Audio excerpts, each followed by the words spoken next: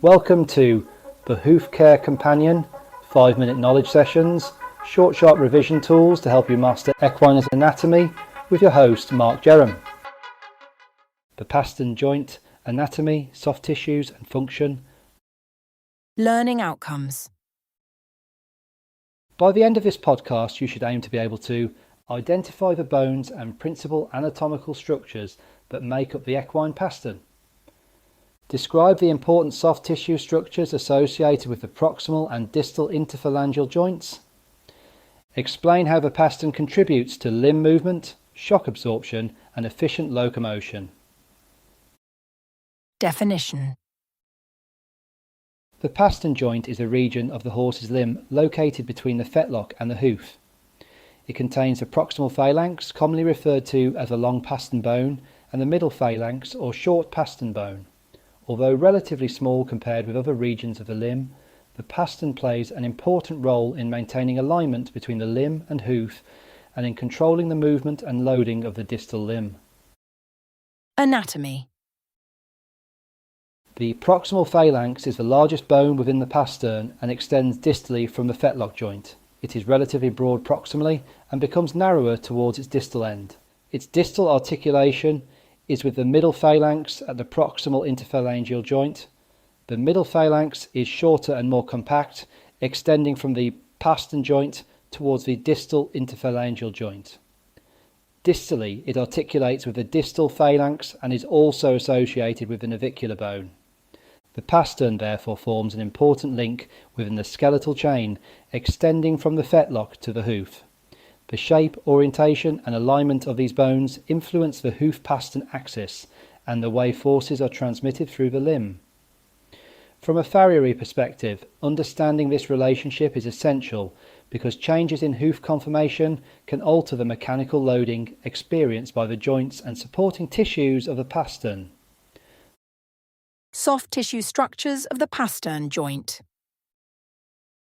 The pastern joint is stabilised by a combination of joint capsule, collateral ligaments and supporting structures. The collateral ligaments are positioned on the medial and lateral aspects of the joint and resist excessive sideways movement. A strong fibrous joint capsule surrounds the articulation and contains synovial fluid, which lubricates the joint and assists with nutrition of the articular cartilage. The superficial and deep digital flexor tendons pass along the palmar aspect of the pastern.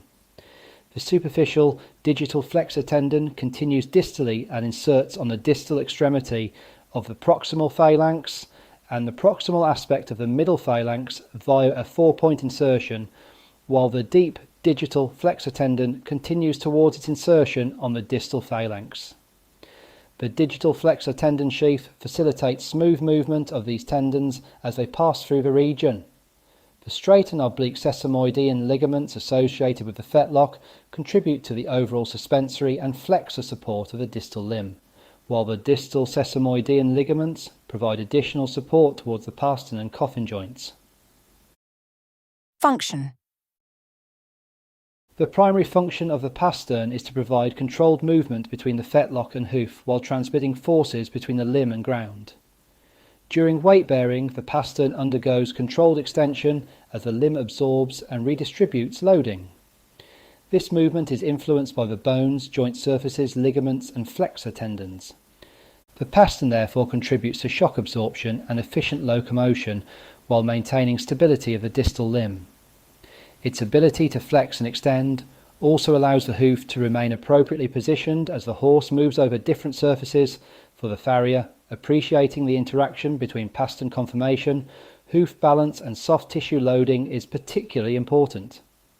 Excessive or abnormal loading can contribute to joint and soft tissue problems, while appropriate hoof management can help maintain functional alignment and efficient force distribution through the limb.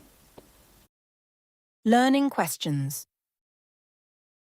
Pause after each question to allow time to answer. Which bones form the pastern and what joints do they create? What is the difference between the proximal and distal interphalangeal joints? Which soft tissue structures provide stability to the pastern joint? How do the digital flexor tendons contribute to movement and support within the pastern? Why is the relationship between hoof balance, the hoof-pastern axis and a pastern function important to the farrier. Thank you for listening and taking part in the Hoofcare Companion 5-minute knowledge sessions. Visit my website eitherfarrier.co.uk for further educational content.